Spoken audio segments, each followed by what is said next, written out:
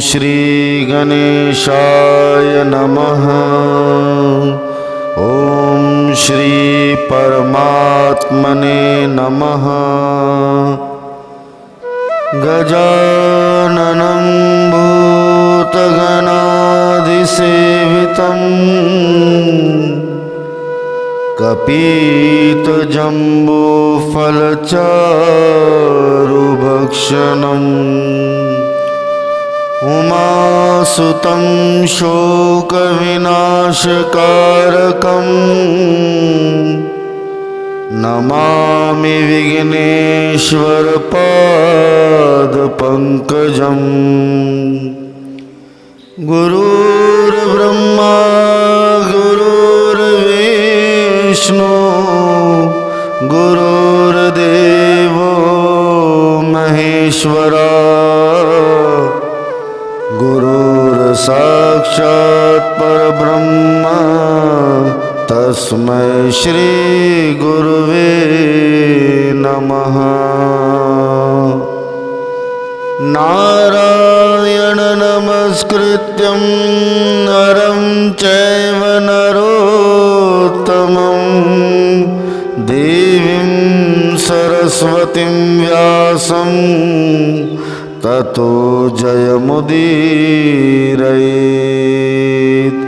श्री पुरुषोत्तम मास महात्मा कथा 12 अध्याय।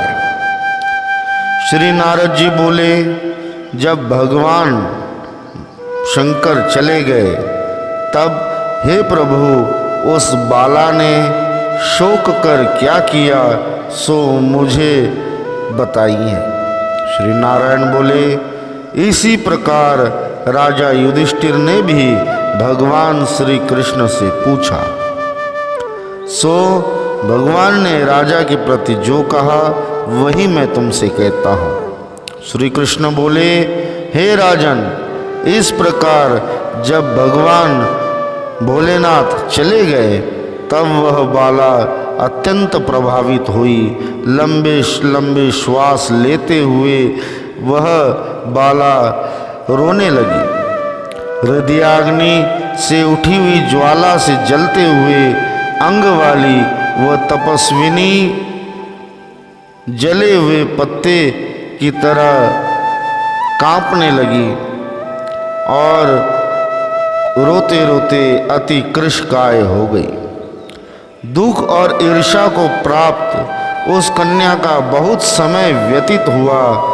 जिस प्रकार चूहे के बिल में सर्प प्रवेश कर चूहे का भक्षण कर लेता है, उसी प्रकार उस बाला के जीवन में भी काल रूपी सर्प प्रवेश कर गया था। उस काल रूपी सर्प ने उसे अपने वश में कर लिया। वर्षा ऋतु में मेघ से गिरे हुए आकाश में बिजली चमककर जैसे नष्ट हो जाती है, उसी प्रकार तपस्या से जले हुए पाप वाली वह कन्या अपने आश्रम में मृत्यु को प्राप्त हुई। उसी समय धर्मिष्ठ यज्ञसेन नामक राजा ने बड़ी सामग्रियों से युक्त उत्तम यज्ञ किया। उस यज्ञ कुंड से स्वर्ण के समान कांति वाली एक कन्या उत्पन्न हुई। वही कुमारी द्रुपदराज की कन्या के नाम से संसार में विख्यात हुई। पहले जो मेधावी मुनि की कन्या थी वही अब लोकों में द्रौपदी नाम से प्रसिद्ध हुई। उसी को स्वयंवर में मछली की आँख का भेदन करके अर्जुन ने प्राप्त किया। हे मुने, वही द्रौपदी दुष्ट दुशासन द्वारा बाल पकड़कर खींची गई और उसे हृदय विदरण करने वाले वचन सुनने पड़े। श्री पुरुषोत्तम की अवहेलना करने के कारण मैंने भी उसकी उपेक्षा कर दी, जबकि वह मेरे में स्नेह करके मेरा नाम बराबर लेने लगे। हे मुने, वही द्रौपदी जब मुझे पुकारने लगी, हे दामोदर, हे दया सिंधु, हे कृष्ण, हे जगतपते, हे नाथ, हे रमानाथ, हरे कृष्ण द्वारिका वासिन क्वासी यदुनंदन कौरवे परिभूता माम किम न जानासि केशव। हे केशव, हे द्वारिका वासिन, दुशासन द्वारा मैं प्रताड़ित हो रही हूँ, क्या आप इस बात को नहीं जानते? इस प्रकार उस द्रौपदी के बारंबार मुझे पुकारने पर मैं सहायता करने के लिए वहाँ पहुँचा। हे युधिष्ठिर, प्रथम जब द्रौपदी ने मुझे पुकारा तब मैंने उसके पुकार की अवहेलना की। उसी का कारण यह था कि पुरुषोत्तम की अवहेलना करने वाला मेरा कितना भी प्रिय हो, परंतु मैं उसके अपराध को क्षमा नहीं करता। परंतु बारंबार जब उसने मुझे पुकारा तब मुझे आना ही पड़ा।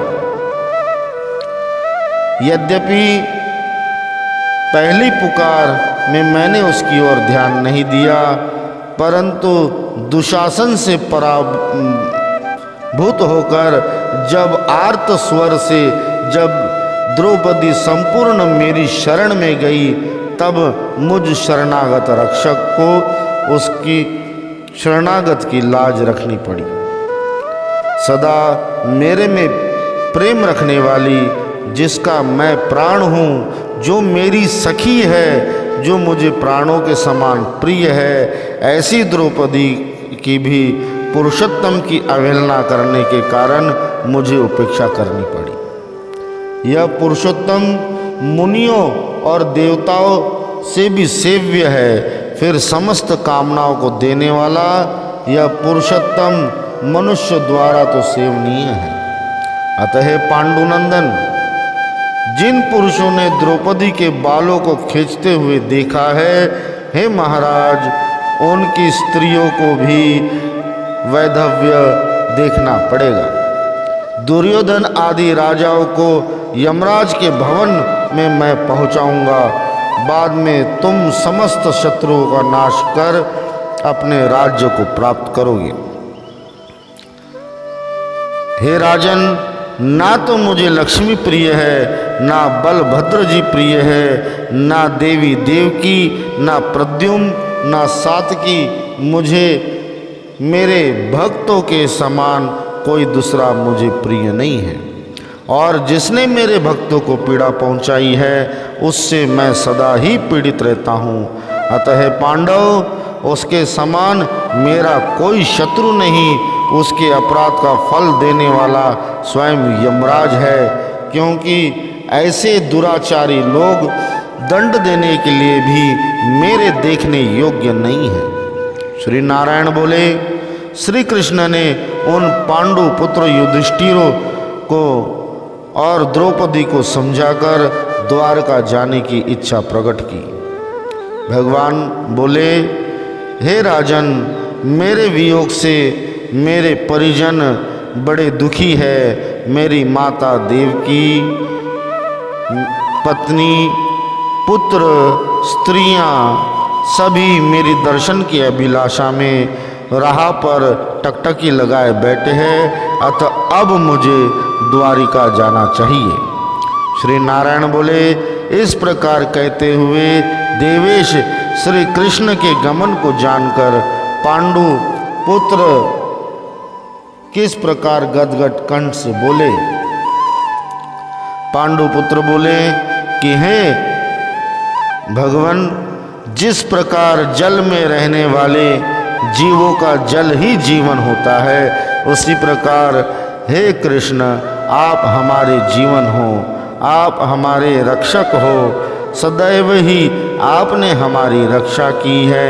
हे जगदीश्वर, हम लोग आपके हैं, आप हमें कभी भूलिएगा नहीं। हम लोगों के चित्त रूपी भ्रमरों का जीवन आपके चरण कमल ही है। आप ही हमारे आधार है, इसलिए बारंबार हम सब प्रार्थना करते हैं। इन पांडु पुत्रों के निरंतर इस तरह कहते रहने पर भगवान श्री कृष्णचंद्र प्रेमानंद में मग्न होकर धीरे धीरे रथ पर सवार होकर पीछे चलने वाले पांडु पुत्रों को लौटाकर द्वारिकापुरी को गए। श्री नारायण बोले, इसके बाद श्री द्वारिकानाथ श्री कृष्णचंद्र के द्वारिकापुरी जाने पर राजा युधिष्ठिर ने अपने छोटे भाइयों के साथ तप करते हुए तीर्थों में भ्रमण किया। हे ब्राह्मण, हे नारद, भगवान के प्रिय पुरुषोत्तम मास में मन लगाकर और श्री कृष्णचंद्र के वचनों का स्मरण करते हुए अपने छोटे भाइयों से तथा द्रौपदी से राजा युधिष्ठिर बोले कि अहो, पुरुषोत्तम मास में होने वाले अत्यंत उग्र पुरुषोत्तम का महात्म्य सुना है। पुरुषोत्तम भगवान के पूजन किए बिना सुख किस प्रकार मिलेगा। इस भारतवर्ष में वह धन्य है, वह पूज्य है, वही श्रेष्ठ है जो अनेक प्रकार के नियमों से भगवान श्री पुरुषोत्तम का पूजन अर्चन करता है। हे मुने नारद, व्रत के अंत में 14 वर्ष के पूर्ण होने पर श्री कृष्ण भगवान की कृपा से अतुल निष्कंठ राज्य को प्राप्त किए। पूर्व काल में सूर्यवंश में होने वाला राजा दृढ़धनवा नाम का राजा पुरुषोत्तम मास के सेवन से ही अतुलनीय लक्ष्मी तथा पुत्र पौत्र आदि को पाकर अनेक भोगों को भोगकर योगियों को भी दुर्लभ जो भगवान का वैकुंठ लोक है वहाँ गया। हे मुनि श्रेष्ठ नारद, इस पुरुषोत्तम मास के अतुल महात्मा को करोड़ों कल्प समय मिलने पर भी मैं कहने में समर्थ नहीं हूँ। सूत जी बोले, हे विप्र लोग, पुरुषोत्तम मास का महात्म्य श्री कृष्ण द्वैपायन वेद व्यास जी से मैंने सुना है, तथापि कहने को मैं समर्थ नहीं हूँ।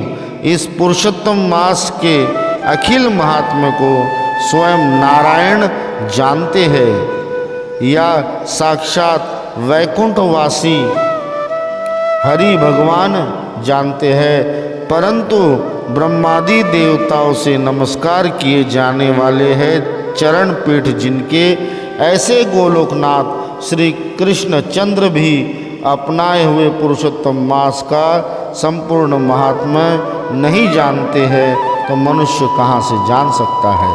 इति श्री बृहन्नारदीय पुराणे पुरुषोत्तम मास महात्म्ये 12वाध्यायः। श्री हरि ओम शरणम, श्री हरि ओम शरणम, श्री हरि ओम शरणम। श्री कृष्ण गोविंद हरे मुरारे, हे नाथ नारायण वासुदेवा।